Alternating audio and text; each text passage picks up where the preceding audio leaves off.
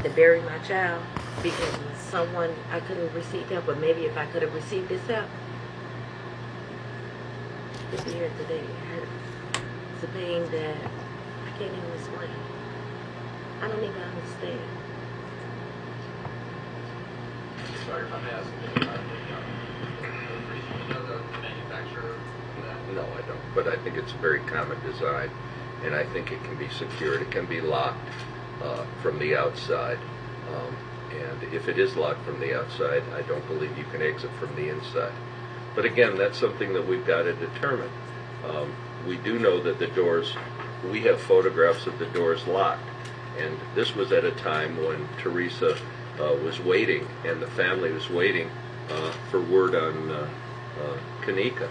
These pictures were taken by Teresa's brother during the time that they were waiting for some answers. He didn't really get permission. He just went down to the area where Kenneka was and took these pictures. So it's clear that the area could have been secured. It's clear it may have been secured while she was already in there. Because remember, she was missing for 24 hours. The hotel allegedly did a inspection and looked for her.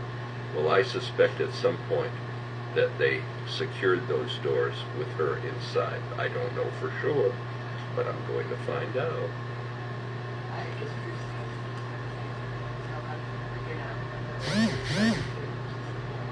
Remember, we're not talking quick enough. We're talking 24 hours. They were notified, and they have a security staff. They were notified almost immediately. They were notified before Kenneka, we know, wandered into the restaurant. We know, or I should say the restaurant's kitchen. We know Kenneka left and was reported missing about 2:30. We know on videotape that she didn't enter that unsecured construction area in the kitchen of that restaurant hotel until about 3:30. We know that's on video. So there's no explanation why for 24 hours she laid there. There's no explanation.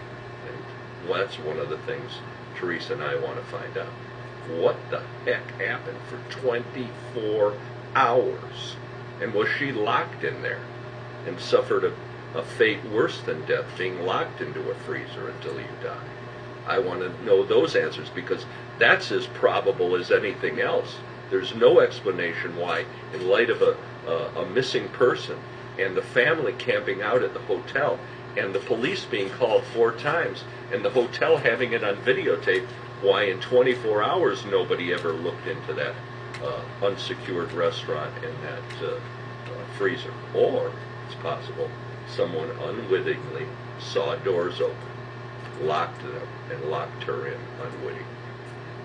In reading this, it looks like you also say that the hotel and Capitol Security was aware there was some sort of party between people in the room. They were aware from the very beginning. People were aware that there was a party going on in that hotel, that a smoke detector, probably because pot was being smoked in the room, had been disabled. And security guards, we know from interviewing some of the witnesses, security guards had been up in that room and had known that that a party was taking place. This wasn't an event that the hotel wasn't aware of. The hotel has security guards. The security guards had been up in that room. The hotel was advised that she was missing by 2:30, which is about an hour and a half after she arrived at the hotel. We have her on videotape throughout that period of time wandering around the hotel. We know where she last ended up. And yet they did nothing, and they knew people were looking for her. What the heck was going on there? What, for 24 hours?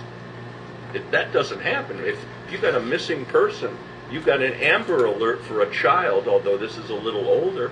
Why isn't anybody doing anything? That's our concern. I want to thank you very much, and happy holidays and Merry Christmas. Thank you very much. And remember, please, just no reporting on the location. You can use that.